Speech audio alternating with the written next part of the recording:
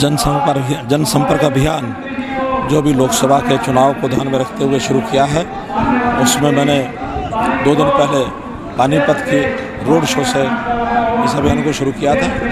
35 स्थानों पर मेरे कार्यक्रम बने हैं जो अभी शुरू होकर और अप्रैल के अंत तक चलेंगे।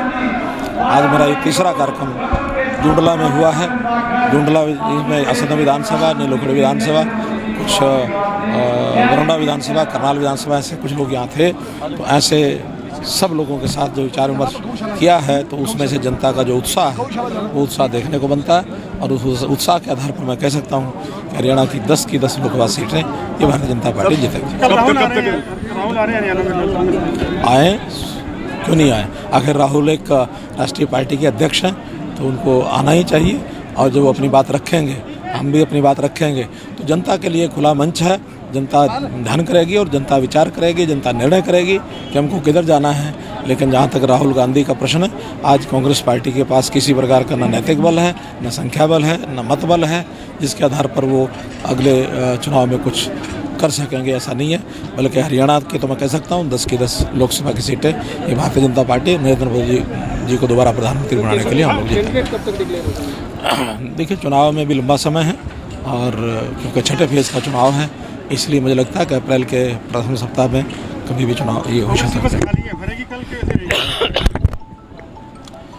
कांग्रेस की बस का मतलब है हरियाणा में कुछ अच्छा करके दिखाने का मंसूबा, लेकिन मैं समझता हूँ वो अपनी कांग्रेस का ही कुछ ठीक से संभाल पाएँ तब भी बड़ी बात होगी।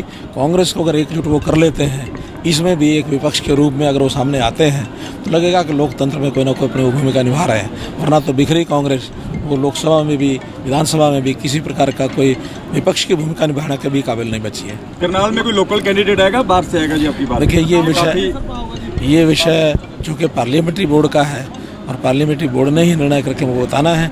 जो निर्णय करेंगे वो हमको भी, करनाल की जनता को भी, सबको स्वीकार होगा। मुख्यमंत्री जी कुलदीप बिश्नोई जी रथ यात्रा में शामिल नहीं हो रहे हैं कांग्रेस के, तो क्या बीजेपी में आ रहे हैं? अच्छा तो हो कि कुलदीप बिश्नोई से पूछा जाए या फिर कांग्रेस के नेताओं से पूछा जाए। कल सर करनाल में राहुल गांधी भी आ रहे हैं। मेरा कहना है कि वो आए तो हमको कोई दिक्कत नहीं है। आएंगे तो कुछ बताएंगे, लोगों को समझ में आएगा वो कहाँ खड़े हैं, किस धरती पर खड़े हैं, और उनकी जो भ्रम है वो सारे मिट जाएंगे।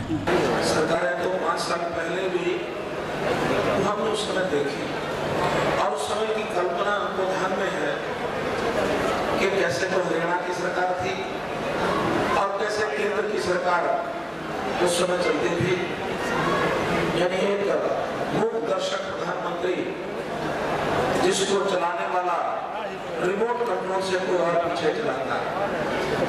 भ्रष्टाचार का बोर्ड वाला, इतना बोर्ड वाला, कहा जाता था कि जमीन पर भी भ्रष्टाचार, पाताल में भी भ्रष्टाचार, आकाश में भी भ्रष्टाचार। आकाश में 2G घोटाला, 3G घोटाला, जमीन पर जमीनों का घोटाला और नीचे पाताल में कोयले का घोटाला, सभी घोटाले चलते हैं। मजाक में कई बार एक चुटकुला लोग मुझे सुनाते हैं। वो कहते हैं कि एक बार पिछले जो अपने प्रधानमंत्री सरदार मनमोहन सिंह जी से किसी ने पूछा कि आप इतना सब कुछ खा गए, जमीन का खा गए, पाताल का खा गए, आकाश का खा गए, फिर भी आप चुप बैठे हो, कुछ बोलते क्यों नहीं हो? तो कहते थे मैं छोटा था तो मेरी माँ ने मुझे कहा था कि बेटा खाते हुए घोटों में बोला नहीं करते हैं। इस प्रकार के मौनी वादा अगर देश कहीं कल्पना करो कि सरकार न बदलती जनता नरेंद्र मोदी न आते तो आज 5 साल हमारे देश की क्या हालत होती, कल्पना से दूर है। ये तो जनता को मैं बधाई दूंगा जिन्होंने 5 साल पहले देश में परिवर्तन करके केंद्र में नरेंद्र भाई मोदी की सरकार बनाई, हरियाणा में भारतीय जनता पार्टी की सरकार अपने बनाई। इस पर दिन रात लगे हैं मित्रों। इसलिए हमने सब जितने बिचौलिए थे, जितने दलाल, इतना रात खत्म कर दिया। नहीं तो चौथा को ये भरा होता दलालों से। आज मैं आदमी नहीं मिलता दलाल एक सफेद कुर्ते पजामे वाले कड़कदार पजामे कुर्ते पहन करके और जा करके वहाँ जमाते थे, घूस जमाते थे, कोई घूस मिलेगा नहीं। अब कोई मुख्यमंत्री के परिवार का आदमी ये नहीं कहेगा कि मैं मुख्यमंत्री चाचा लगता है, मेरा मामा लगता है, मेरा फूफा लगता है, अब आप मामा काम करा के दूंगा। कोई आया आपके पास मुख्यमंत्री का रिश्तेदार आया कभी? मुख्यमंत्री को सेवा करनी है, प्रधानमंत्री को देश की सेवा करनी है, प्रथम सेवा प्रधानमंत्री और न सेवा करनी है, बल्कि जो आज तक पूंजी कमाई है, जो आज तक पैसा कमाया हुआ है, जिसके बाद जो भी है उसकी रखवाली भी करनी है। और रखवाली करते हुए अपने आप को देश के प्रधानमंत्री ने कहा कि मैं कौन हूँ, अब क्या कहा, कौन हूँ, चौकीदार। चोर जो है कांपने लग गए, चोर चौकीदारों से कांपने लग गए हैं, चोर कांपे, चमचे कांपे, कांपे हर गद्दार। देश का बच्चा बच्चा बोल रहा मैं भी, बोलो कौन कौन चौकीदार, मैं भी चौकीदार, कौन कौन चौकीदार, मैं भी चौकीदार। इसलिए चौकीदार की भूमिका ये तो सबको बतानी है, ये बताने की बहुत है। लेकिन जैसे कहा कि अगर सत्ता में आने वाले लोगों की नीयत का चालू, अगर बदलियाती है तो दूर रखो, लोकतंत्र ने आपकी अपनी ताकत है, वोट की ताकत। और अगर क्या रैली को लेकर क्या कहना चाहिए? देखिए, आज जिस प्रकार का माहौल जनता के अंदर है, नरेंद्र मोदी जी की जो 5 साल की नीतियाँ रही हैं और मनोहर लाल जी ने जो हरियाणा के अंदर सबका साथ सबका विकास लेकर के समान रूप से हरियाणा प्रदेश का विकास किया है, और देश के अंदर जिस प्रकार से नरेंद्र मोदी जी ने सुरक्षित माहौल दिया है, मजबूत माहौल दिया है, इस देश की मजबूत नींव रखी है, आज उसका परिणाम है। इतनी संख्या के अंदर जो रैलियों के अंदर जन समूह उमड़ करके आ रहा है, ये इस बात का द्योतक है कि आज देश की जनता ने, प्रदेश की जनता ने ये ठान लिया है कि 2019 के अंदर जब 23 तारीख आएगी तो नरेंद्र मोदी जी दोबारा देश के प्रधानमंत्री के रूप में शपथ लेंगे। सैनी साहब, एक शोध तंवर ने आपके ऊपर सवाल खड़े क्योंकि माइनिंग हो रही है, सबसे ज़्यादा माइनिंग का घोटाला हुआ जो बीजेपी सरकार में है, इनेलो और बीजेपी ने मिलकर किया है। देखिए, उसको अपने कार्यकाल की याद नहीं है। आज हमने जो 62 ब्लॉक बना करके ट्रांसपेरेंसी तरीके से हम माइनिंग हो रही है, लोगों को सस्ते दामों के ऊपर रेत और बजरी मिल रहा है, क्योंकि आज उनके समय के अंदर जो इलीगल माइनिंग होती थी, सरकार को भी रेवेन्यू का घाटा होता था, सरकार को भी रेवेन्यू नहीं मिलता था, और पता नहीं वो पैसा इनकी सरकार के अंदर किसकी जेब के अंदर जाता था।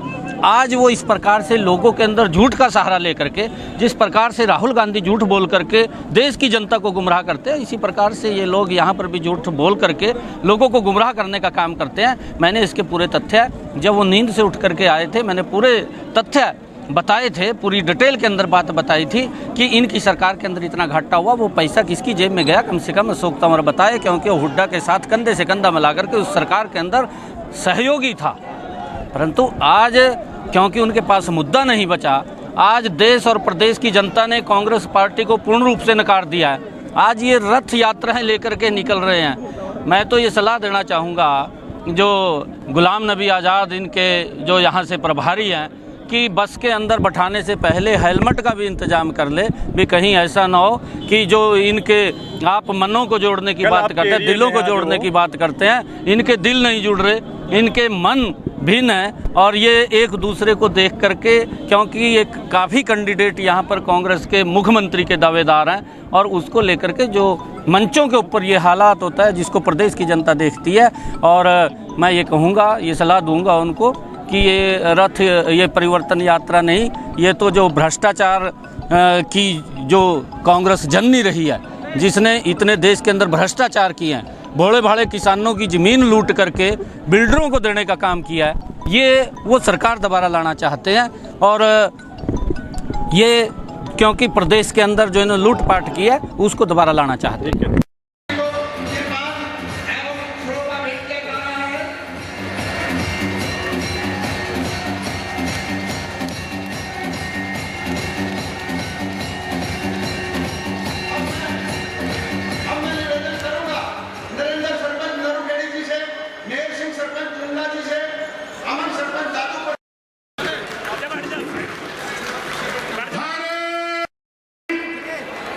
ये जो संख्या आप देख रहे हैं,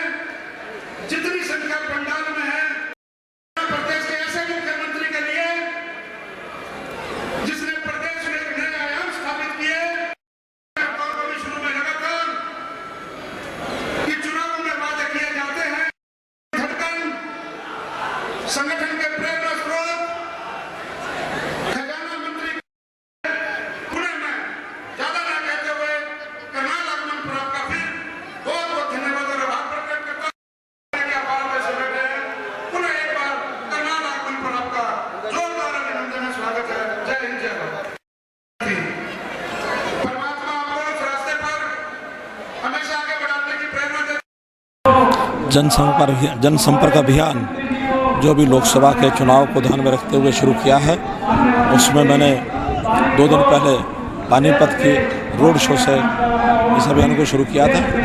35 स्थानों पर मेरे कार्यक्रम बने हैं जो अभी शुरू होकर और अप्रैल के अंत तक चलेंगे। आज मेरा ये तीसरा कार्यक्रम जुंडला में हुआ है। जुंडला में असम विधानसभा, नीलोखड़ी विधानसभा, कुछ बरौंडा विधानसभा, करनाल विधानसभा, ऐसे कुछ लोग यहाँ थे। तो ऐसे सब लोगों के साथ जो विचार विमर्श किया है, तो उसमें से जनता का जो उत्साह है वो उत्साह देखने को बनता है। और उस उत्साह के आधार पर मैं कह सकता हूँ कि हरियाणा की 10 की 10 लोकसभा सीटें ये भारतीय जनता पार्टी जीतेगी। आए क्यों नहीं आए? आखिर राहुल एक राष्ट्रीय पार्टी के अध्यक्ष हैं, तो उनको आना ही चाहिए। और जब वो अपनी बात रखेंगे, हम भी अपनी बात रखेंगे, तो जनता के लिए खुला मंच है। जनता ध्यान करेगी और जनता विचार करेगी, जनता निर्णय करेगी कि हमको किधर जाना है। लेकिन जहाँ तक राहुल गांधी का प्रश्न है, आज कांग्रेस पार्टी के पास किसी प्रकार का न नैतिक बल है, न संख्या बल है, न मत बल है, जिसके आधार पर वो अगले चुनाव में कुछ कर सकेंगे, ऐसा नहीं है। बल्कि हरियाणा की तो मैं कह सकता हूँ 10 की 10 लोकसभा की सीटें ये भारतीय जनता पार्टी नरेंद्र मोदी जी को दोबारा प्रधानमंत्री बनाने के लिए हम लोग जीतेंगे। देखिए, चुनाव में भी लंबा समय है और क्योंकि छठे फेज़ का चुनाव है, इसलिए मुझे लगता है कि अप्रैल के प्रथम सप्ताह में कभी भी चुनाव ये हो सकता है।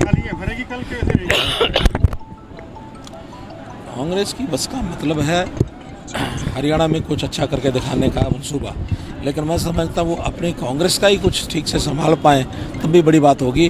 कांग्रेस को अगर एकजुट वो कर लेते हैं, इसमें भी एक विपक्ष के रूप में अगर वो सामने आते हैं, तो लगेगा कि लोकतंत्र में कोई ना कोई अपनी भूमिका निभा रहे हैं। वरना तो बिखरी कांग्रेस वो लोकसभा में भी, विधानसभा में भी किसी प्रकार का कोई विपक्ष की भूमिका निभाने के भी काबिल नहीं बची है। करनाल में कोई लोकल कैंडिडेट आएगा, बाहर से आएगा जी आपकी बात? देखिए, ये विषय चूँकि पार्लियामेंट्री बोर्ड का है और पार्लियामेंट्री बोर्ड ने ही निर्णय करके वो बताना है। जो निर्णय करेंगे वो हमको भी, करनाल की जनता को भी, सबको स्वीकार होगा। मुख्यमंत्री जी कुलदीप बिश्नोई जी रथ यात्रा में शामिल नहीं हो रहे हैं कांग्रेस के, तो क्या बीजेपी में आ रहे हैं? अच्छा तो हो कि कुलदीप बिश्नोई से पूछा जाए या फिर कांग्रेस के नेताओं से पूछा जाए। कल सर करनाल में राहुल गांधी भी आ रहे हैं। मेरा कहना है कि वो आए तो हमको कोई दिक्कत नहीं है। आएंगे तो कुछ बताएंगे, लोगों को समझ में आएगा वो कहाँ खड़े हैं, किस धरती पर खड़े हैं, और उनकी जो भ्रम है वो सारे मिट जाएंगे।